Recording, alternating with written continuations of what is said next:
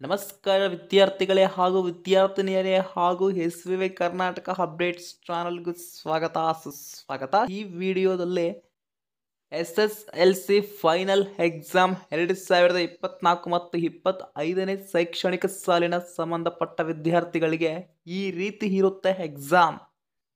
ಇವನ್ನೇ ಓದಿ 100% ಕನ್ಫರ್ಮ್ ಬರುತ್ತವೆ ಅನ್ನುವ ಒಂದು ಮಾಹಿತಿ. ಮತ್ತು 10th ವಿದ್ಯಾರ್ಥಿಗಳೇ, ಭಯ ಪಡ್ತಿದ್ದೀರಾ?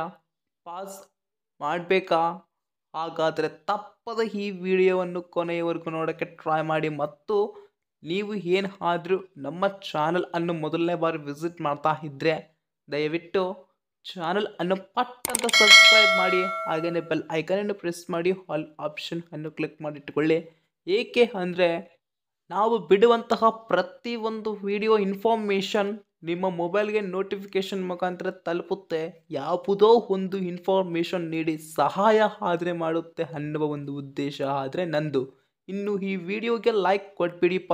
ಏಕೆ ಅಂದರೆ ನೀವು ಲೈಕ್ ಕೊಡುವುದರ ಮೂಲಕ ನಿಮ್ಮ ಫ್ರೆಂಡ್ಸ್ಗೂ ಅಥವಾ ಇನ್ನೊಬ್ಬ ಸ್ಟೂಡೆಂಟ್ಗೂ ಈ ವಿಡಿಯೋ ರೀಚ್ ಆಗುತ್ತೆ. ಅವರು ಅಷ್ಟು ಇನ್ಫಾರ್ಮೇಷನ್ ಆದರೆ ಪಡ್ಕೊಳ್ತಾರೆ. ಇನ್ನು ಟಾಪಿಕ್ಗೆ ಬರೋಣ. ಈಗಾಗಲೇ ನವೆಂಬರ್ ಎಂಡಿಂಗ್ ಒಳಗಡೆ ಇದ್ದೀವಿ, ಹೌದಾ?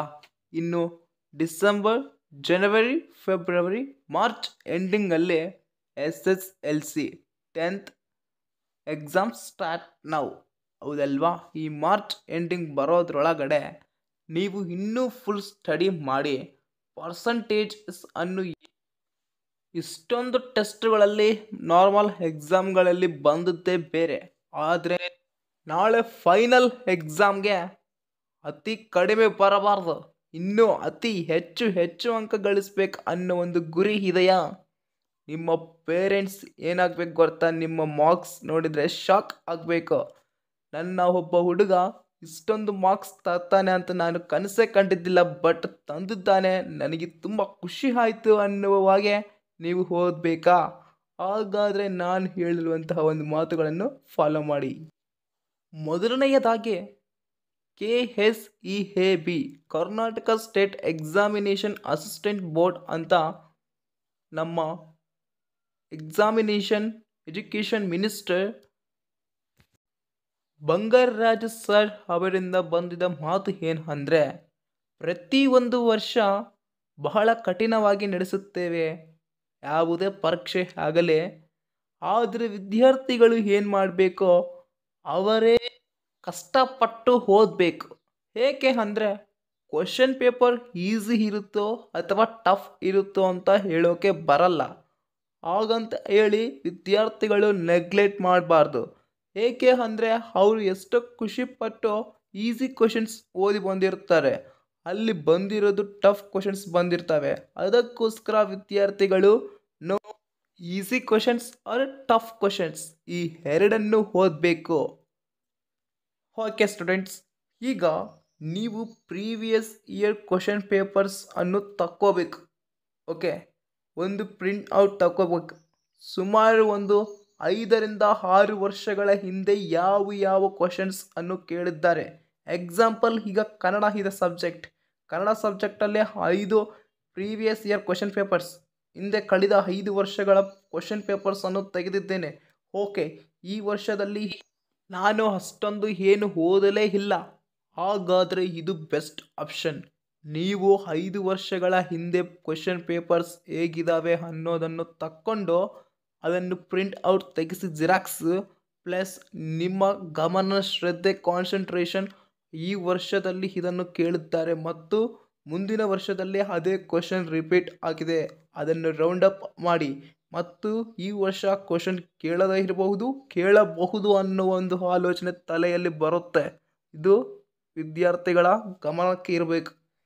ಈ ಥರ ಪ್ರತಿಯೊಂದು ಸಬ್ಜೆಕ್ಟ್ ಪ್ರಿಂಟ್ ಔಟನ್ನು ತೆಗೆಸಿ 5 ವರ್ಷಗಳ ಹಿಂದೆ ಕ್ವಶನ್ ಪೇಪರ್ಸ್ ಅನ್ನು ನೀವು ಸಾಲ್ವ್ ಮಾಡ್ಕೊಳ್ತಾ ಹೋಗಿ. Any other subject, mathematics, Kannada, English, social, science, any other subject ಯಾವುದೇ ಆಗಲಿ, ನೀವು ಆ ಸಬ್ಜೆಕ್ಟ್ಗಳನ್ನು ಹೀಗೆ ನೆಗ್ಲೆಕ್ಟ್ ಮಾಡದೆ ಓದಿದರೆ ಯಾರು ನೀವು ಚೆನ್ನಾಗಿ ಮಿಡ್ ಟರ್ಮ್ ಮತ್ತು ಬೇರೆ ಅರ್ಧವಾರ್ಷಿಕ ಪರೀಕ್ಷೆಗಳಲ್ಲಿ ನೆಗ್ಲೆಕ್ಟ್ ಮಾಡಿ ಕಮ್ಮಿ ರ್ಯಾಂಕ್ ತಂದಿರ್ತೀರೋ ಅವರು ಕೂಡ ಹೈಲೈಟ್ ಮಾರ್ಕ್ಸ್ ಗಳಿಸುವಂತಹ ಚಾನ್ಸ್ ಇದೆ.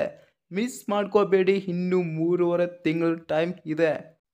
ದಯವಿಟ್ಟು ಈ ವಿಡಿಯೋವನ್ನು ನಿಮ್ಮ ಫ್ರೆಂಡ್ಸ್ಗೂ, ರಿಲೇಟಿವ್ಸ್ಗೂ, ವಾಟ್ಸಪ್ಸ್ ಗ್ರೂಪ್ಸ್ಗೂ ಶೇರ್ ಮಾಡಿ. ತುಂಬ ಹೆಲ್ಪ್ ಆಗುತ್ತೆ. ನೀವು ಒಬ್ಬರಿಗೆ ಸಹಾಯ ಮಾಡಿದರೆ ಇನ್ನೊಬ್ಬರು ಯಾವುದೋ ಒಂದು ರೂಪದಲ್ಲಿ ನಿಮಗೆ ಖಂಡಿತ ಸಹಾಯ ಮಾಡೇ ಮಾಡುತ್ತಾರೆ. ಅಟ್ಲೀಸ್ಟ್ ನೀವು ನಾಳೆ ಎಕ್ಸಾಮ್ನಲ್ಲಿ ಪಾಸಿಂಗ್ ಮಾರ್ಕ್ಸ್ 35 ಇದ್ದರೆ ಅಟ್ಲೀಸ್ಟ್ ಈ 33ಗೆ ಬಂದಿರ್ತೀರ, ಹೌದಾ? ಇನ್ನೊಬ್ಬ ಫ್ರೆಂಡ್ ಏನು ಮಾಡ್ತಾನೆ, ಅಟ್ಲೀಸ್ಟ್ ಆ 2 ಮಾರ್ಕ್ಸ್ಗೆ ಹೆಲ್ಪ್ ಮಾಡ್ತಾನೆ ಅಲ್ವಾ?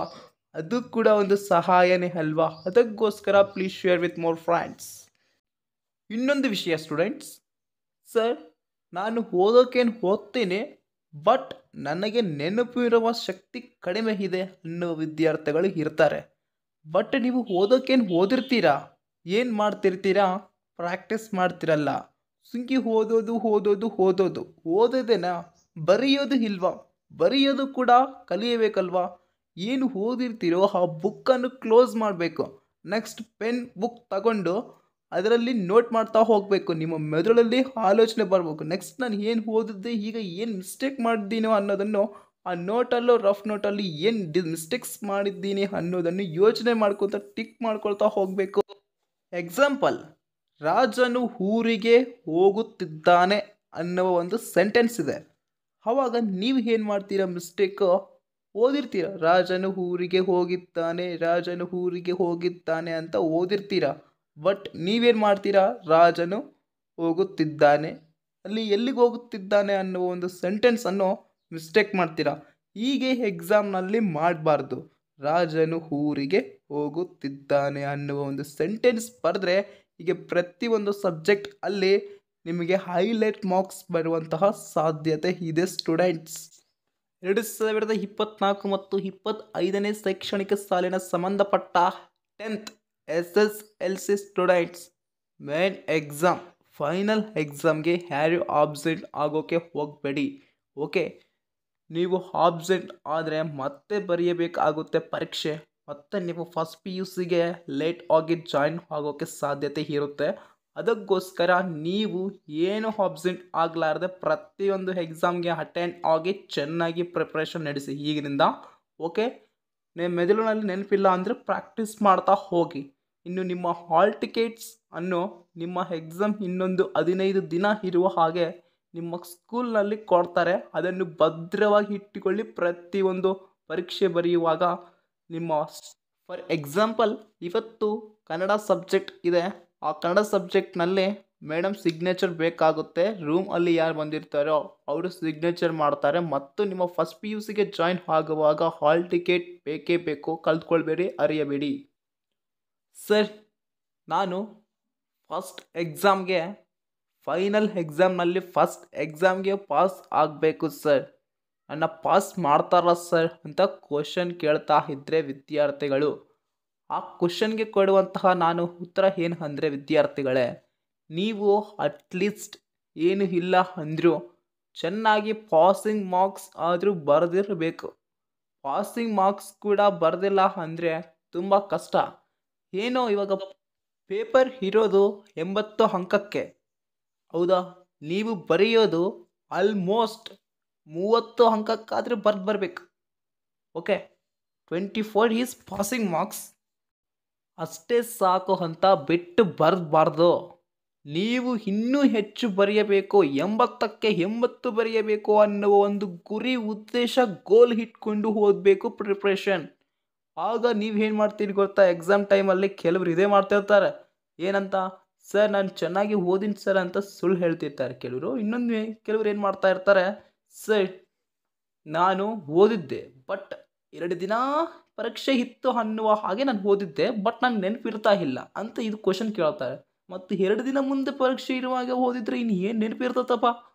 ಅದಕ್ಕೋಸ್ಕರನೇ ನೀವು 2-3 ತಿಂಗಳಿಂದ ಪ್ರಯತ್ನ ಪಡಬೇಕು. ಆ ಕ್ವಶನ್ ಇವತ್ತು ಓದಿರ್ತೀರಂದರೆ ನಾಳೆ ಮತ್ತೆ ರಿಮೆಂಬರಿಂಗ್ ಮಾಡ್ಕೋಬೇಕು.